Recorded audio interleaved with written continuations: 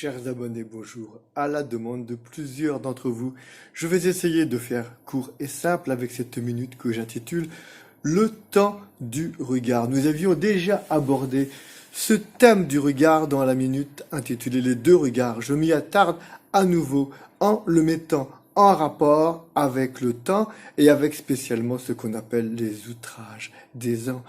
Comme nous l'avions précédemment dit, pour le bébé et pour le jeune enfant, tout est tout beau, tout neuf, même le visage tout ridé de papy et de mamie. C'est encore le cas quand nous rencontrons une jeune fiancée ou un jeune futur, et on repense à Don Juan qui dit que les inclinations naissent entre des charmes incomparables.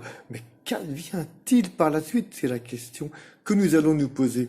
Avec le passage et les outrages des ans, la femme va user de tous les artifices pour préserver son apparence de belle et jeune femme, et son infaillible pouvoir de séduction en sera le garant.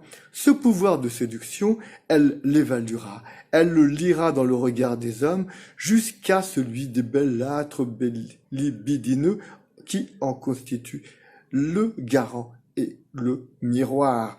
Parallèlement, l'homme aiguisera son look et son regard pour s'assurer qu'il peut encore regarder de jeunes et jolies femmes sans les faire grimacer.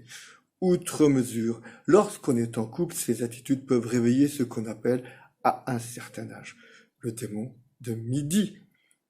Parfois, l'époux ne se contente plus d'un regard complice et veut savoir jusqu'où il peut encore séduire.